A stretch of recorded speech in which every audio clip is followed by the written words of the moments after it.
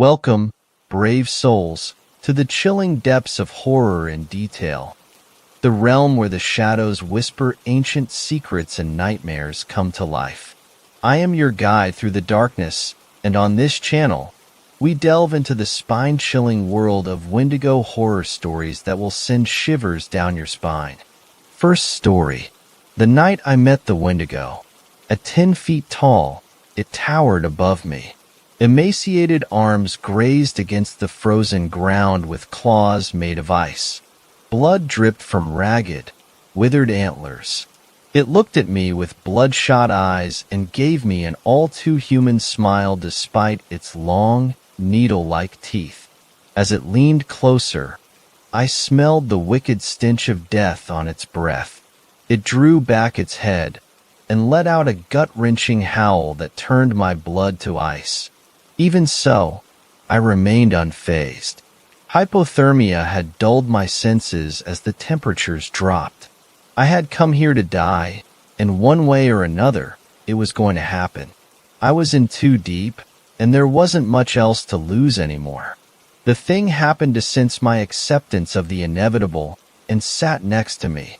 Surprised, I met its glance. "Aren't you going to kill me?"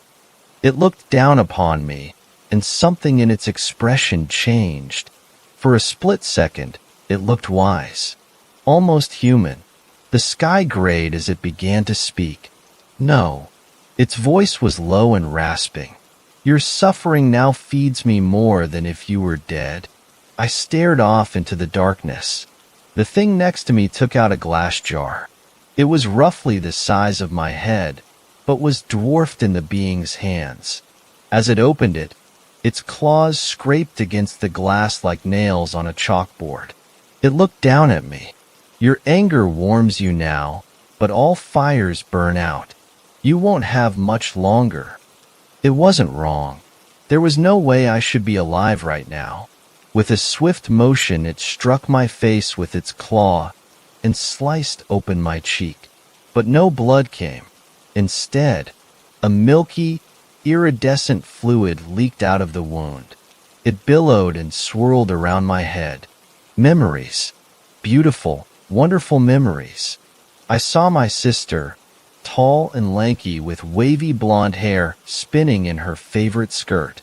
I could almost hear her laugh, dancing to the radio at midnight when she thought no one could hear, squealing with delight as we sped down the highway with the windows down. I smiled, but soon the memories turned sour. I then saw her body, limp and broken after I took that turn too fast. The car was crumpled into a tree, and I could only watch, helpless as my life burned to the ground in front of me. I felt the heat rise up in my chest, but the creature collected the haze around me in a jar and shut it. I snapped back to a cold, gray reality. I felt numb. I couldn't feel anything. I didn't know anything. Who I was, where I was, or what was sitting in front of me with a terrible smile on its face. But at that point, I couldn't even care. "She forgives you," it said as it lumbered off into the night. I didn't know who he was talking about, but the snow around me had formed a warm blanket. The stars began to fade away, and I knew then that it was time for me to go. Second story. My name is Jack and I hunt cryptids. The night she left. It's been a while, longer than I expected. I've wanted to come forward once more and talk about the hunts I've been on and the things I've learned. Truth be told, I don't think I'm ready yet to dive into the details. All I can do right now is sit and think about the pieces I've gathered that belong to a puzzle I've yet to make sense of. Rest assured I'm out there, taking care of the dirty work. If something needs to be hunted, I will hunt it.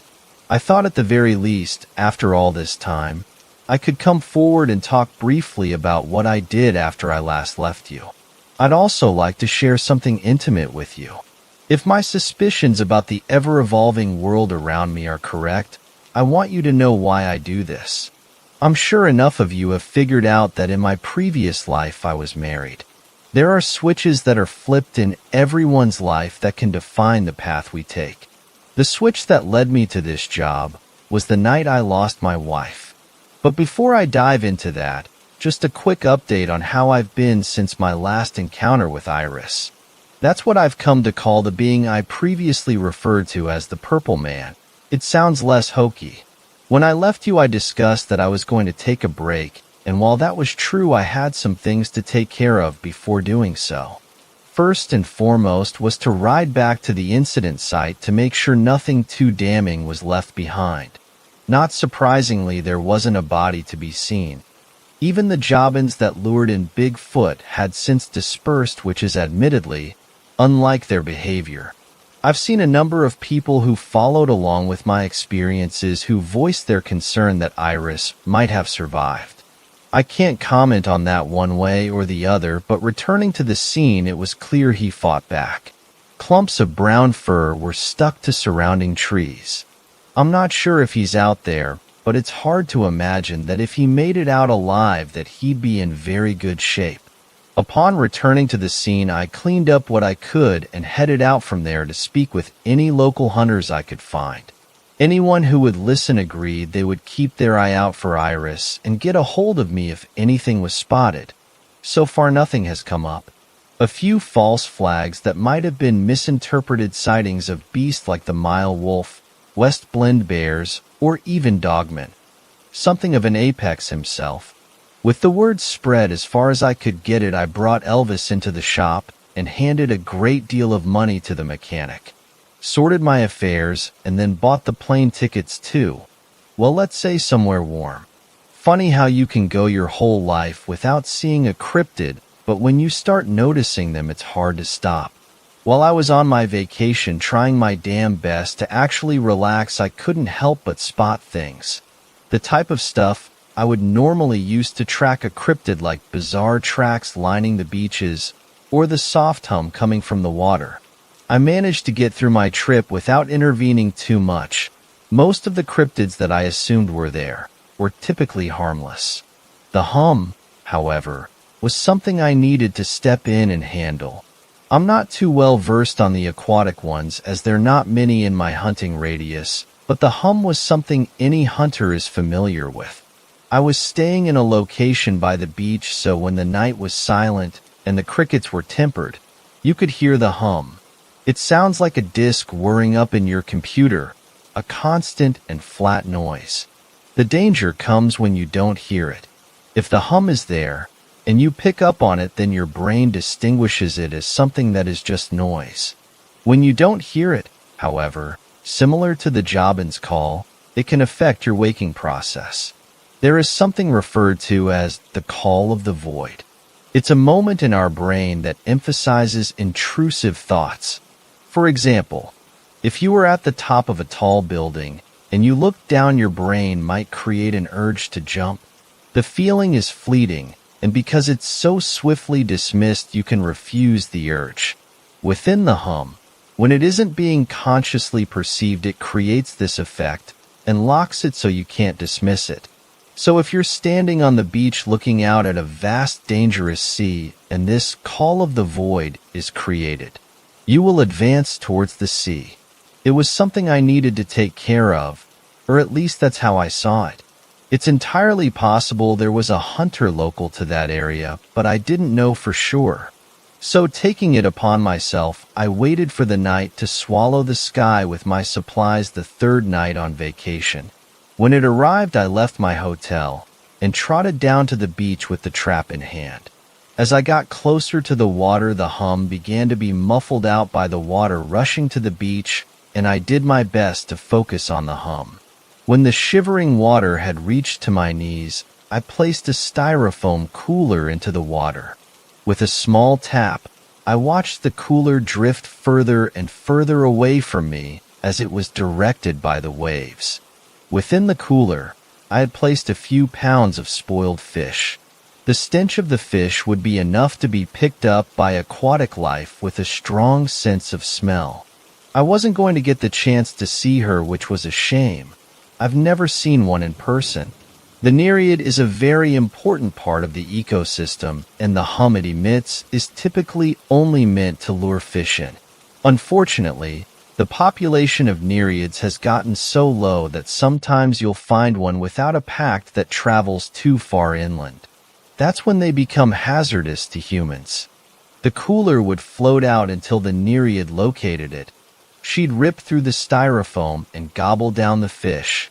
Stuffed inside the fish are small glass beads that contain just enough sulfuric acid to burn the Nereid's insides. I normally try to find the most humane way to kill a cryptid if I have to, but as I said, aquatics aren't exactly my forte. It would only take a few minutes before the acid ate enough of her insides, and she'd die moments later. Once the cooler was dragged under the water's surface, I waited for all traces of the hum to be extinguished. The vacation went smoothly after that, and the nights were a little more silent, and once a dozen of those nights had passed by, my time off was done.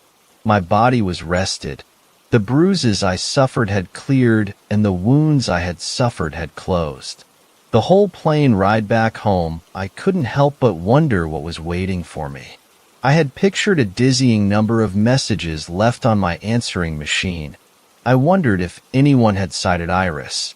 When I returned, however, the cabin was still, and the air was unsullied like it had been frozen in time, awaiting my return. I went a few rounds with the punching bag to prepare my body for the work ahead. Even if no one had attempted to contact me, there would no doubt be a plethora of inquiries waiting for me. I'd been gone for 2 weeks. Even when one hunter takes some time off, it creates a deficit.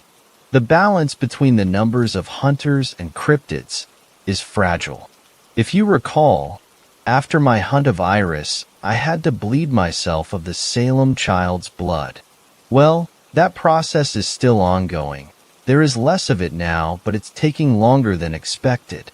I'm not completely positive, but it's almost as if my blood is acclimating and reproducing the blood of the Salem child.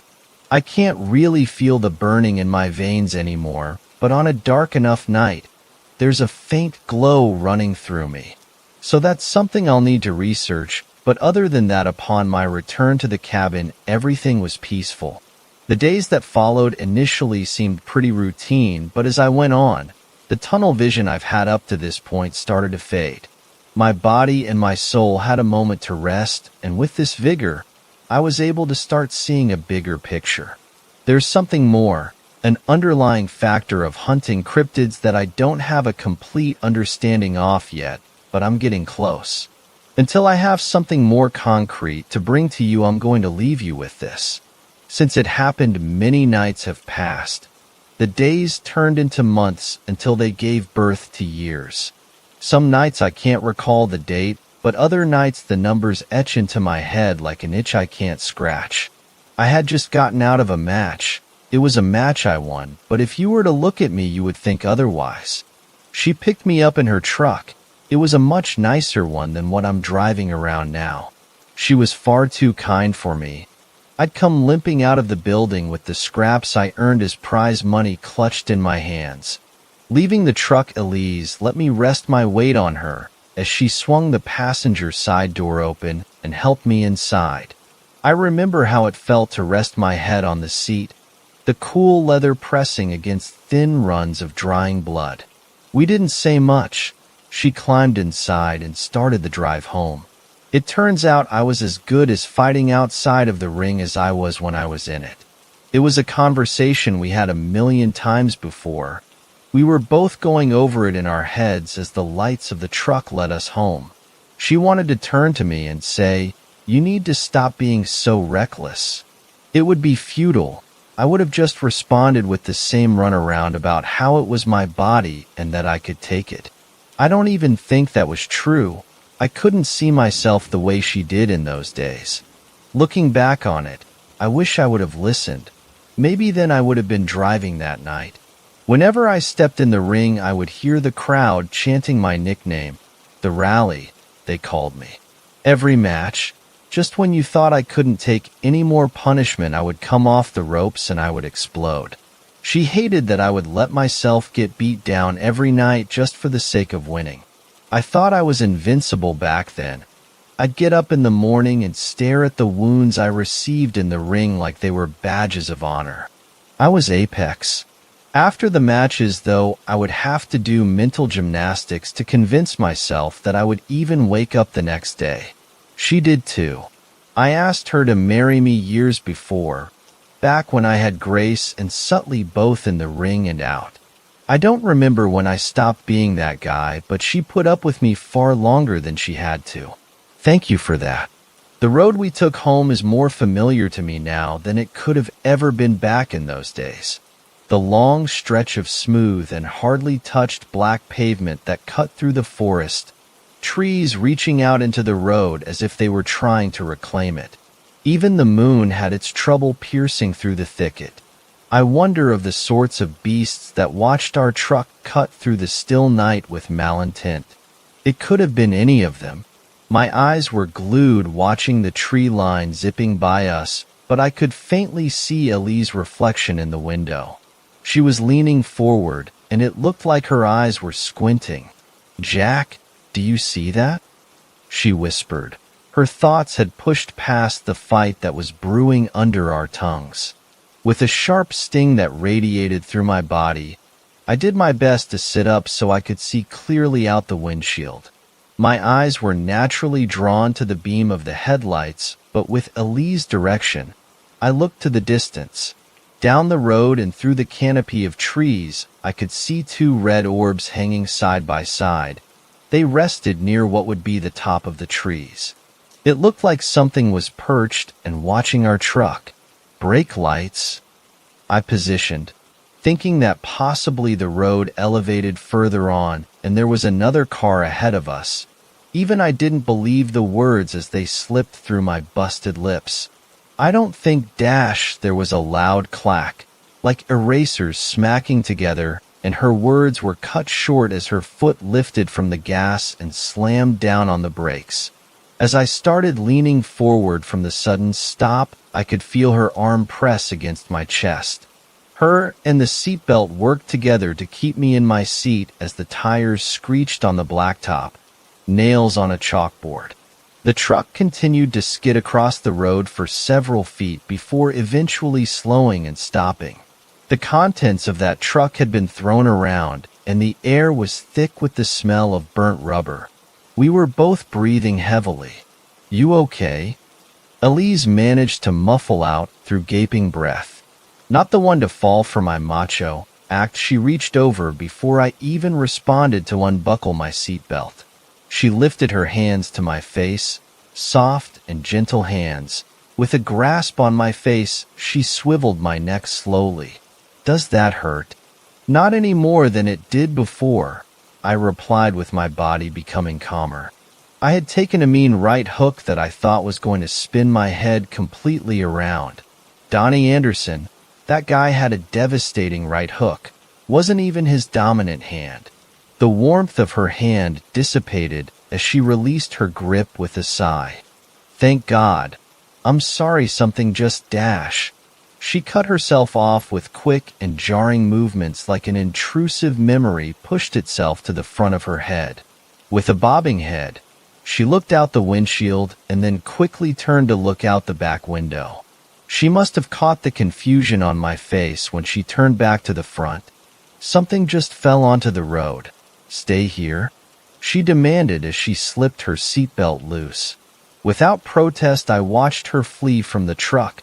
The engine hummed as she paced around the truck. I didn't think anything of it. Maybe a deer had run by or a bird had just dropped onto the road in front of us. During the abrupt stop, the tires had lost their traction, and so the truck began to pivot on the road. Where it rested, the headlights were beaming into the forest with the truck practically blocking both lanes. Sitting up straight, I focused on the forest, looking as far as I could through the trees, expecting some critter to be looking back. I saw something shift through the trees, moving slow and quite towards the road. It was like a predator hunting its prey. The headlights only caught small glints of it, so I couldn't make it out no matter how hard I focused. "Holy shit!"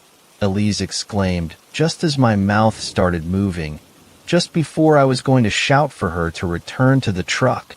The interruption was enough to momentarily stifle what I had just seen, and I moved in my seat to see what she was seeing. Rolling down the window, I peeked my head out towards her. I was half right. On the ground was a buck, a damn big one. I wasn't much of a hunter in those days, but any hunter would have wanted to display it as a trophy. A buck that big, one I didn't think could even fit in our truck bed, had been completely devastated. All over its amber body were deep cuts and gaping wounds that barely contained what was left of its organs. The blood hadn't just pooled onto the ground, it was splattered, like a water balloon busting on the sidewalk. Something that looked like it easily weighed over 500 pounds had been thrown onto the road, and even worse, at us. "Elise, get back in the truck!" I practically shouted, but she was already backing away from the buck. When she turned to run, she froze in her tracks, and in response I heard a huff from the other side of the truck. It sounded like a horse that was preparing to throw its rider. I slowly shifted my gaze to the driver's side window. What little light I was offered cascaded onto the hunched predator I had briefly seen in the woods. Neither of us had any idea what we were looking at. What I now know is the Cloudwalker. They are terribly predatory creatures. Looking out the window, I could see its head, the shape of a dog's skull that was slim and veiled in pale skin. It stepped towards Elise ever so slightly, its limbs clicking against the road.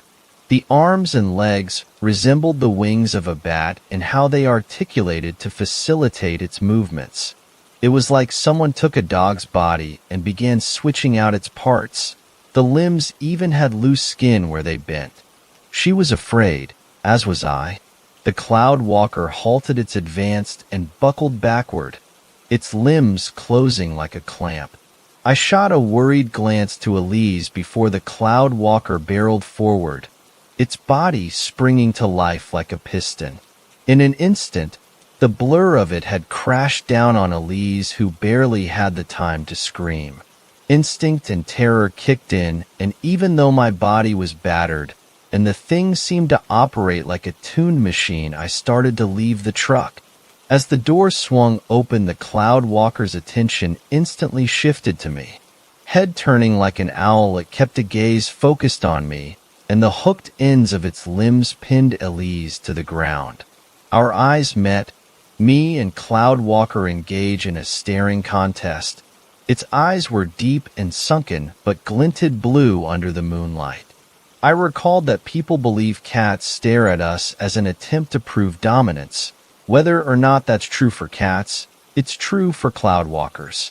The fangs that protruded from its shut mouth like the extinct Smilodon were dripping small drops of Elise's blood. With all the hits my face has taken that night, my eyes were pained and swollen. I could only faintly hear the cries of Elise. In such a short time, she had been battered more than any night I had in the ring.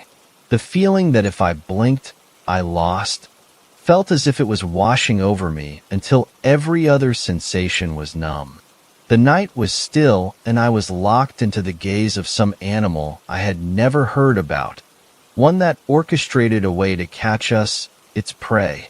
After all my nights in the ring, all the battles I won, I was apex. I wasn't about to lose something as stupid as a staring contest. I was invincible. Then, just for a moment, my vision went black. By the time my eyelids opened again, the thing had already turned away from me.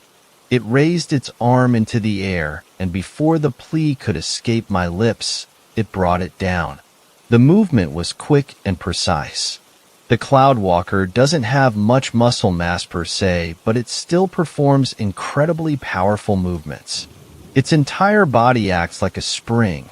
It rests and contorts to build up energy, and when needed it fires off. While it can't slowly lift a heavy animal, it can let the energy it built up explode and throw the said animal into the road. Her pleas were gone, and it turned attention to me, but this time it had no intent on seeing what kind of prey I was. Before its body moved enough that I would be able to see what had become of Elise, I turned away and retreated into the truck. The door slammed shut, and behind me, I had the Cloud Walker leap off the ground. The Cloud Walker gets its name from its ability to glide. Using the intense momentum created by its leaps and the loose skin web between the bends of its limbs, it can soar impressive distances, making it very difficult for its prey to escape, and to a Cloud Walker, anything is prey. The truck shook as it landed on the hood, bending the metal upon impact. Like it was trying to challenge me, the Cloud Walker began pounding on the hood. Maybe challenge isn't the right word. I've seen muscleheads trying to challenge people. No, the Cloud Walker was toying with me. Its every impact shook the truck. Cloud Walkers are incredibly pale, another reason for their name, but the ends of their uppunches are covered in rough green scales that act like punching gloves, absorbing the shock of its sudden impacts. Each impact was met with a huff. Each impact tore the hood into bits. The headlights started to flicker under the assault. The Cloud Walker's hooks pressed deeper and deeper into the hood as its rampage went on, and with the flickering lights I could see thin layers of liquid begin to cover the scales. Looking down at the cigarette lighter, I felt gears starting to turn in my head. I began to make a huffing noise like the Cloud Walker and pushed the lighter in. The predator has very sensitive ears that, fortunately, picked up on my mockery of it. This sent it into a fit, digging away the front of the truck and cracking the windshield that separated us. It wasn't looking at me, but I was watching it. Unflinching, and without blinking, I watched the clear liquid rising up from the impacts and covering its skin. When the lights finally gave out, I pushed the door open and grabbed the warm plastic knob of the lighter. Leaving the car, I turned towards the cryptid, and with everything my lungs could afford, I howled at it. Like before, it bent back, and I watched firsthand as it blurred and lunged at me.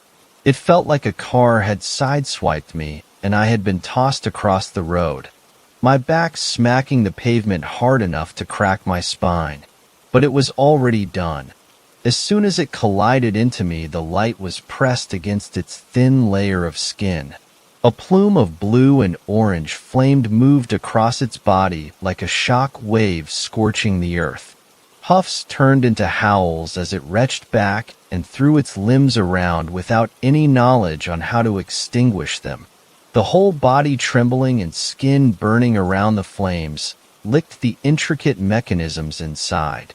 It reeled back and attempted to jump away, but something must have snapped during the attempt, and like the buck, it crashed back onto the road. With the fires that ate away at it, the road was illuminated. I could see her lying still in the middle of the road. My body was totaled from the Cloud Walker's impact, and as it crawled across the road, so did I. Her hand, at her very last moments, she was reaching out to me. Fist clenched, I dragged myself closer to her, finally allowing the tears to well up. The cool drops fell onto my beaten-down hands and carried the red off the surface. Finally reaching her, all I could manage to do was rest my head on her stomach. Part of me was hoping I could feel it rise, that there was some sign of life left in her. The feeling of wetness that adorned the side of my face was enough, though. There was nothing left for her to give. She was gone. As I reached the pits of my sorrow, I was enveloped by an intense light and two heavy thuds of car doors slamming shut. "Help him up," I heard. An old grizzled voice commanded, and then I felt hands grab my arms, and despite my meager resistance, I was pulled to my feet. Standing on my own was a great deal of difficulty, but the gentleman that appeared helped steady me. The lights of the car they left from shrouded their features, but the two of them were imposing and well-dressed. "First off, I'm sorry." The older man spoke again. The one holding me began leading me to the car, and I was far too exhausted in every regard to fight back. "But goddamn, did you kill that sucker?" He chuckled. I could see him looking over the Cloud Walker's corpse as the flames died out. "Tell you what, Deacon, why don't you clean this mess up?" The older gentleman gestured to the truck and the Cloud Walker. "I'll take him." I turned to the one referred to as Deacon. The lights from the car now revealed his features. He had a sharp face and deep yellow eyes. His hair was ruffled under the wide and flat brim of his hat. The pale tones of his face wrinkled. "Be careful out there, Jack," he whispered as he opened the door and ushered me into the passenger's seat before returning to the older gentleman's side. Resting my head back, I felt the cool leather press against the thin streaks of drying blood that ran through my hair. I watched for a while as the two men conversed. The closed windows muffled their voices. Deacon looked back at me a number of times. Each time the yellow of his eyes were more and more piercing. After several minutes had passed, the older man finally turned towards me and began walking towards the car. His face was aged. Each wrinkle looked like it had a story behind it, a geographical roadmap of his life painted on his face. His eyes somehow managed to be soft, betraying the gruff and commanding voice. His suit, all black, seemed to suck in the light around it, and before I knew it, he was climbing into the driver's seat. "So, Dash," he spoke, "this ain't going to be easy, boy." A sigh penetrated his lips, and he turned the keys until the engine kicked in. "You got somewhere secluded to go for a while?" His question carried the notion of a requirement. I nodded and told him about the cabin my dad owned. I used to go up there with him as a kid and watch him hunt, get drunk, and if I was lucky, not take his frustrations out on me. He pressed on the gas as if to acknowledge me. "Deacon is going to take care of everything. He'll dash." He cleared his throat as if trying to soften his tone. "He'll bring your girl to the cabin. You can rest her there. Bury her." He meant I could bury her there. The directions I needed to give were minimal, and within the hour the car's headlights were pressing onto the old cabin. I hadn't been there since I was a kid, but not a thing looked to be out of place. "You okay to stand on your own?" he asked, and I nodded. My body still ached something awful, but I pushed through and pulled myself from the car. I can't explain what I went along with everything they said. Part of it was the shock, and maybe I just didn't think I had it in me to say no. I was submissive and confused. "I'll dig a grave, F.O. I'll dig it," I interrupted, and with a solemn gesture, we walked towards the backyard where the shovel still rested against the cabin. Muscles aching, I dug away at the dirt. Unthinking and unsure, I reached deeper and deeper. The old man seemed restless, but refused to leave. "Not many people could do what you did, killing that thing and all. We call them Cloud Walkers." I stopped digging to focus on him. I asked him who we is. The conversation carried through until my digging was complete. He told me he ran a group of people who hunted things like what killed my wife. "We're currently recruiting. There's a war and we're losing. You felt that loss tonight." Another car pulled up and flooded the backyard with light before I was able to question him further. Deacon had found his way. I didn't remember the older man ever calling Deacon, so I was confused how he got there, but he did as he was told. Cleaned up and brought my wife. It was crude and simple, but it was better than I expected. A wooden box housed every bit of love I had. The three of us lifted it and gently lowered it into the earth. Deacon helped me fill the grave back up and shot me one more glance. "Be nimble," he spoke before walking away and getting in his car. The old man rose from the stump he had rested on and stepped in front of me. "What happened to your girl?" "Happens far too often." He spoke. The soft demeanor in his voice was gone, and the impact returned. "Cloud Walkers are no joke." His hand lifted and reached into the front of his suit. "If you need a job, I can help. Simple stuff, Dash." He looked into my eyes like he was trying to read me. "Just cleaning up roadkill, till death stops shaking you." Reaching out his hand was clasping a small business card. "And either way will get you a new truck." When I took the card and failed to give a reply, he turned around and started walking back to the plumes of light. "Oh," he suddenly gasped and spun to face me. "What's your name, boy?" Jack Essex." I stuttered out. Well, Jack Essex, I hope I hear from you again." His cadence was aloof, like all tension in the air had wisped away. Then I was alone, standing in the backyard behind the cabin, the very same cabin I sit in now writing this. The very same backyard my wife and the Salem child rest in. After he left, I sulked for a while. A few weeks. He was true to his word. Within days I woke up to a horror movie flatbed sitting in my driveway. On the dashboard rested Elise's ring. It must have fallen off during the attack, and with everything going on I just didn't notice. She was resting for so long, and I didn't want to disturb her, so I fashioned a chain, and now she rests by my heart always. When I finally got around to calling the number on the card, everything fell into place. The job, the roadkill, I set up in freezer, and eventually went on my first hunt, but that's a story for another time. So there it is. One night can flip a switch you didn't know you even had in your life become something new. I miss her every day, and if she hated the danger I put myself in when I boxed, oh boy, she'd be livid about this job. I know she'd be proud of me, though. She always was. There was always something in her eyes when she looked at me like I was a legend. That's where I have to leave you for now. I promise I'm not leaving you to the wolves of the night. I and those like me will be out there. We'll be making sure that people can convince themselves that what they're reading is just another fairy tale. When I get more information and when I have something substantial to bring you, y'all will hear from me again. Keep hunting, Jack Essex. Third story. My wife turned into a Wendigo. The winter season was upon us, and droves of Wendigo spotters had descended upon our small town to try and get a glimpse of something that I believed didn't exist. It all started 2 years back when Billy Fisher brutally murdered his wife Jane and her 2 poor daughters. When he was arrested, he claimed in his defense that he was driven mad by some kind of beast that followed him home from the lake he was fishing on one night. It affected me and my wife greatly. We were neighbors.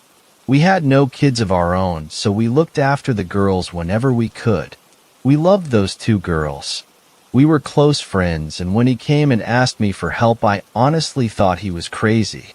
I wish I had listened to him. And ever since, the town has been besieged by conspiracy theorists looking to get a sight of something that apparently didn't exist.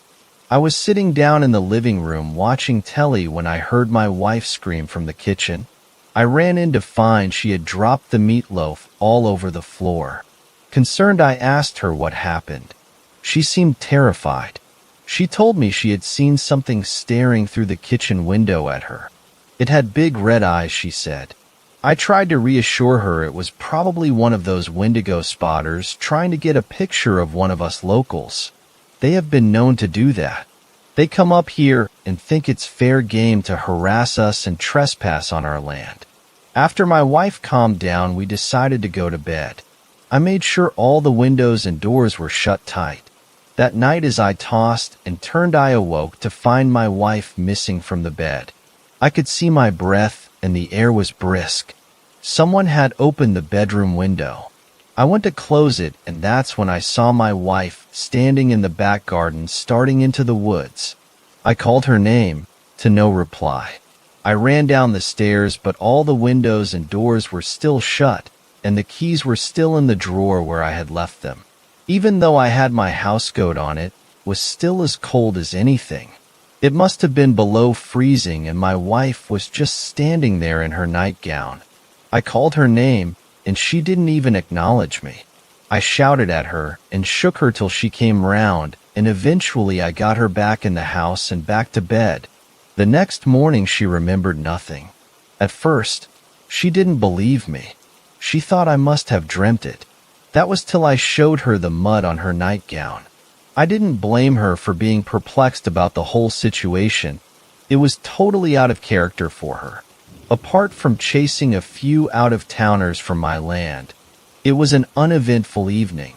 That night, before we went to bed, I made sure everything was double locked and I hid the keys. Horrible nightmares filled my mind as I slept. I dreamt of a monstrous creature that stalked the woods behind my house. The creature walked upright like a human, but it wasn't human. Its legs were similar to that of a goat, but big and strong. It had big, massive talons for hands. It had leathery, jet black skin with deep red scars covering his torso. Its head looked like a skinned goat's head. Its eyes glowed red and big towering antlers sprung from his back.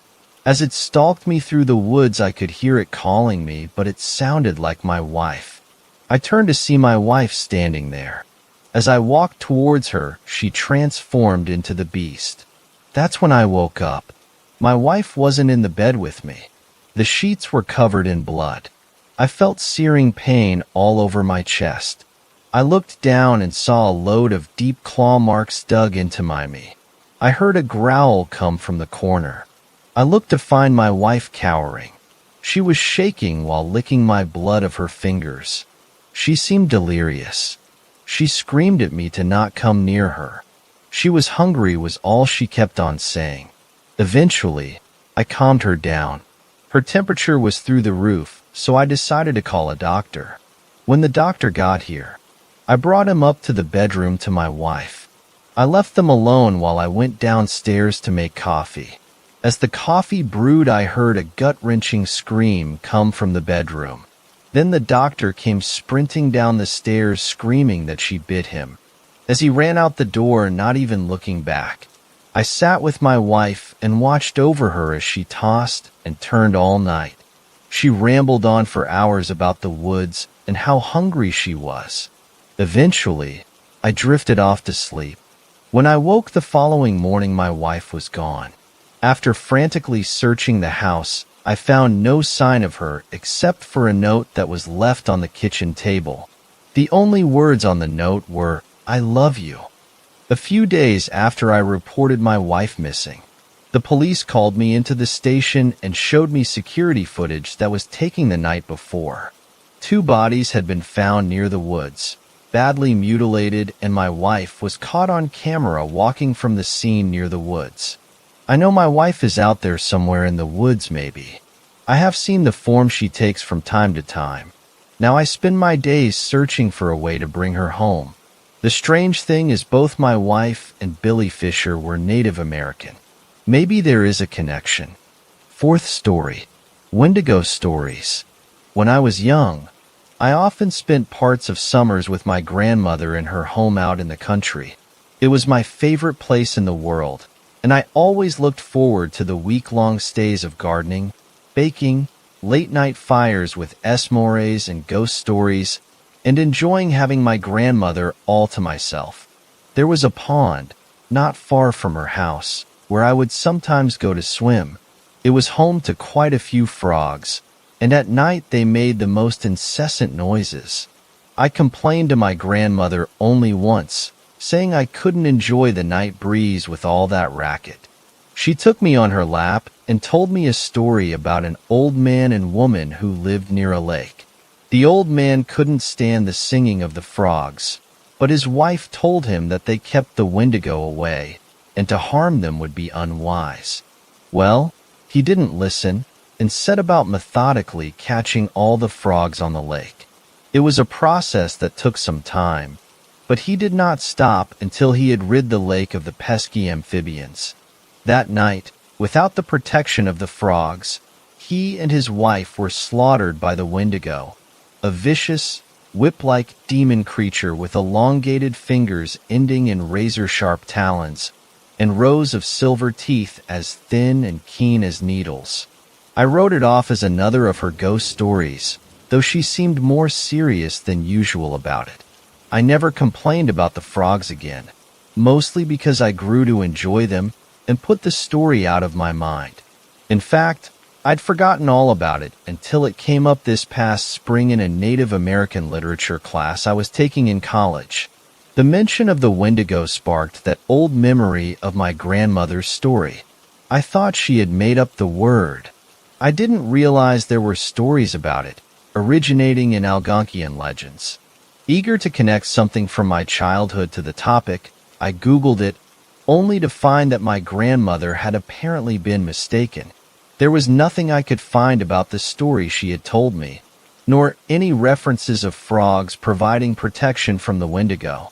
In fact, the Wendigo of legends seemed very little like my grandmother's version. They were said to be insatiable, craving human flesh, and sometimes created from the forms of people who had resorted to cannibalism to survive. Descriptions varied, but they sounded almost nothing like my grandmother's bogeyman version. I actually chuckled as I read it, almost a bit embarrassed by how badly my grandmother had messed up the original tale. I changed residences this summer, moving to a newly built, 1,000 square foot, on each side, duplex on the edge of town. The other side is to be occupied by my landlady, who'd had the place built. However, she isn't scheduled to move the rest of her stuff in and begin living there for a couple of weeks. She's waiting for her lease to end. Even though my new place is only a few minutes from the edge of town, it feels much more isolated. I enjoy the seclusion of my new home and its proximity to a more natural setting. I'm surrounded by woods, and from my patio, I can even see a pond beyond the carefully landscaped lawn, which is meticulously carved out from the surrounding woodlands. Just like the pond near my grandmother's house, the frogs have put up a ferocious racket lately. I prefer not to pay to run my air conditioning if I can help it, so I have every window open to catch a breeze. That means that I can hear them as clearly as if I were standing on the water's edge. It took a few days to get used to the noise, but I'm fine now, just like I was those summers when I was young. In fact, the noise has been comforting to me during the stress of the move. Tonight is different. I find myself standing in my living room, staring at where the pond is, though I can't see it in the dark. The air is eerily still and oppressively warm, but all my windows are shut, and I feel impossibly cold. I'd long since convinced myself that my grandmother's story had been a silly tale, a twisting of an old legend by irreverent storytellers. But for some reason, I have the most overwhelming sense of dread growing in the pit of my stomach. I don't know what to do. I'm trapped. Leaving my house means braving the darkness beyond my home, but I don't know if I'm going to be safe in here either. The frogs have stopped singing. Fifth story. I went in search of a cryptid that my great-great-grandfather encountered. Whatever your thoughts on California as a state, there is no denying that it is the home to some of the most awe-inspiring landmarks, not just in the U.S. but in the world. Sequoia National Park, in particular, which is 631 square miles of beauty, is home to one of the world's oldest and largest living organisms in the world, the behemoth General Sherman redwood tree. It's mind-boggling to think that this ancient being was alive for thousands of years. It was alive during the American Revolution, during the Spanish Inquisition. It was alive during the reign of King Tut, as many of its sister redwoods were that constitute the forest lands. This lost world has seen its share of rivers moving and species evolving, and unfortunately, going extinct as well. The last known California grizzly bear sighting was in 1924 after they were thought to have been hunted to extinction by prospectors who poured into the California mountains during the gold rush. Who knows, there could still be one out there somewhere. These types of sightings happen quite frequently. The Yangtze River dolphin, thought to be extinct, had also recently reappeared. Beyond the California grizzly bear and the Cyclopean redwoods, I believe there is something else in those mountains. The radical California wildfires that have been plaguing the state for nearly 2 decades have had a monumental, possibly irreversible, toll toll on the various parks' ecosystems. While most fires are natural and sometimes necessary, they have been getting more pervasive and out of control. Climate change is a big factor in their cause as rising temperatures begin to dry out kindling. However, there is another cause which is much less talked about.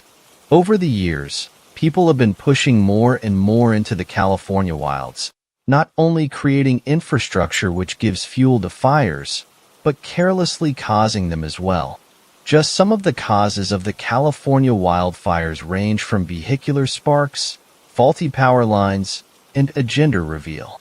As a result, animal populations have begun to flee their homes and pushed back into towns and cities, occasionally resulting in attacks.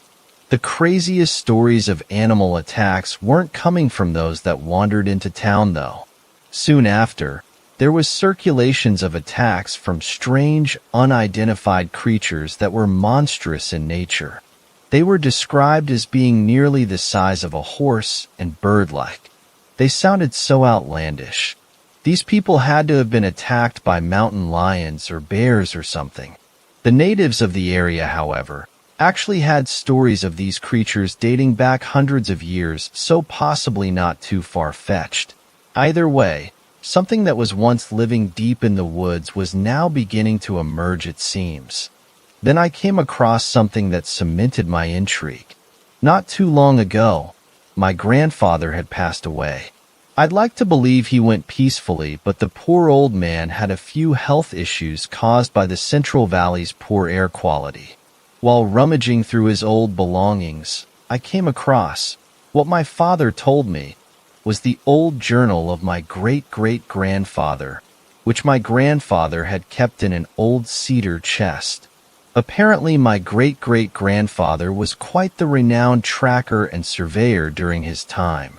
I spent a whole afternoon reading that thing, immersing myself into a time which sprang into existence right after the era of the American Old West. One of the journal entries details an expedition up into the Sequoia National Forests. July 26th of 1908. The previous few nights have been filled with such peril as I have never felt in all of my previous adventures. We have come up into the Sierra Nevadas, my colleague and I, Mr. Jim Foxhart, for a very peculiar job sanctioned to us by the state of California. The state is beginning more aggressive expansion into these foothills, which were once occupied by Monachi.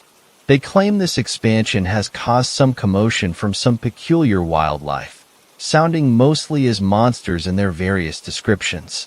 We rendezvoused with a Dr. Edward McMillan, a biologist from the University of Davis, who has accompanied us to catalog and identify this potentially unknown species, though I was dubious that we would come across anything of the sort. On about the third night, setting camp much deeper into the redwood forest, I was only an hour or so into my night watch when I began to hear loud screeches, the likes of which were unidentifiable to me. These screeches would come and go at no predictable pattern, but they seemed to be calling to each other and getting louder. Mr. Foxhart was also awakened by this sound, and we sat there together for a good 15 to 20 minutes attempting to identify what creature it could belong to. Having no such luck, we woke Dr. McMillan, who also stated that these sounds were not of an animal in which he was familiar with. We were certain, however, that it was multiple animals, a pack of some sort, and that they were predatory. We grabbed our rifles and lanterns and headed towards the source of the nearest cries, but the cries had stopped. I heard some rustling just to our right, and upon raising my lantern, I was flabbergasted to see a large emu of some sort, but with a large horse head, sharp claws on both hands and feet, and a long feathery tail. Its eyes glistened in my light, and though I only caught a quick glimpse of it, I could see that it was a beast almost the size of a horse. The animal quickly darted off with great speed. The other two men were just as puzzled as I am, though Dr. McMillan had said what we had just seen looked very much like a species in the Dromaeosauridae family, a species of dinosaur. We tracked them down for about a mile, but the further we pushed away from camp, the more we began to hear loud screeches, to which Foxheart agreed, sounded very much like warning cries. Evidently, we were pushing into their territory deep into the forest. We lost track of the creatures, and the calls subsided. We spent another couple of weeks in the forest, but after that night, made no further contact or found any relevant traces, and so decided that this pack must have moved deeper into the forest to avoid human conflict. I had never really been a big believer in cryptids like Bigfoot or the Loch Ness Monster. Sure, it was amusing watching those documentaries on the Discovery Channel or those videos on YouTube, but I always felt that there were other explanations for what people encountered. This connection, however, was just too tantalizing. There was no way it could be exactly as everyone described it. Where could it have been hiding all these years? Besides, it had been a while since I had just gotten away back to nature, not that I needed such an excuse. After an exhausting few months of work and school balance, my brain was on autopilot. Once the parks opened back up, I had decided to plan a solo outing for myself. I packed up some gear, my Kodak camera, rations, my lucky knife, and headed out west to the Sequoias. I drove up the winding roads, past some devastation left by the fires of the summer. Businesses and homes were burnt down. Some were just being cleared, some were being rebuilt. I was good to see that society would carry on, though I had no doubt in my mind that there were lives ruined. Would we ever learn our lesson? It was good to get out of the car after a few-hour drive and stretch once I found a good campsite. I was lucky to find a place secluded, probably because this was an area which was associated with the alleged attacks. I actually did go on evening hikes with my Kodak and a field recorder. I'm not sure what I expected, really. I guess I let my imagination get the best of me. I only wanted to spend a good week. I don't like wasting my vacation leave willy-nilly. Then, it became real. It was Thursday night when I was awakened from my sleep by a loud screeching sound. It invaded my dreams first, and then pulled me out, looking up at the moonlit tent walls. I laid there quietly for I don't know how long, trying to decipher that sound. The journal entry then came to mind. Was this what my great-great-grandfather heard? I was both excited and terrified. I had to investigate. I grabbed my Kodak, flashlight, and of course, my knife, and slowly crawled out of my tent. I found that I was not as good as my great-great-grandfather had been at determining directions, as the sound sounded like it was coming from all around the forest, echoing through the old pines and off the cliffs. It soon became apparent to me that, as my grandfather had also determined, there were multiple calls responding to each other. I don't know what oddly placed bravery came over me, but I had the sudden courage to search into the dark forest for them. I quietly scanned the area for them, at first only circling my campsite. Luckily, I had a good sense of direction, so I knew I wouldn't get lost. I then got a good bearing on where the sound was emanating from, so I started strolling in that direction. I walked for a good 10 minutes when the screeches suddenly began to bark louder and more frequently. I heard a rustle just off in the distance to my left. I quickly aimed my powerful light and saw a black bear running off. It wasn't really the bears I was worried about, though, as I always had a small can of bear spray on me. But what was he running from? For whatever asinine reason, maybe I was still a bit tired. I pressed on. Now, I'm not a tracker by any means. I wasn't even in Boy Scouts, but I could have sworn I saw odd-bird-like tracks in the dirt, or at least I thought I did. The hair stood on my neck as more and more. The events of the journal entry and the stories suddenly became more plausible. I couldn't be, could it? This whole time, I guess I just thought I was going to find some loudly mating birds and then have a good chuckle and go back to bed. There was more commotion going on around me. I would frantically whip my light in the direction, but would see nothing. Maybe about an hour or so into my night stroll, I came across some odd structure. It looked like some kind of weaving of sticks and trash. I cautiously approached for a closer. Oh my God, it was a nest. There were eggs in there. Odd-looking eggs. They looked the size or regular chicken eggs, actually. I stood there dumbfounded for a moment. Then it hit me. Something literally hit me. I went stumbling back as something slammed into my side with immense force. I quickly scrambled to my feet and frantically looked around. There were clicking noises now coming from all around me. Then I saw it. It jumped out of the foliage with tremendous height and began to cackle at me, bowing low. It was trying to intimidate me. Some sort of bird-like animal with a long tail diagonally pointing up and a long snout and claws at the end of its feathered arms. I instantly drew the connection between these creatures and the creatures of the stories. I had just stumbled upon something that may have existed for millions of years, evolving in its own way, in near total isolation and uncategorized by humans. Funny enough, however, I did note one notable difference. These creatures were not actually horse size, more like the size of a large dog. Some things are just exaggerated, I guess. In either case, the one staring me down sent shivers coursing through my body. I was suddenly knocked down again.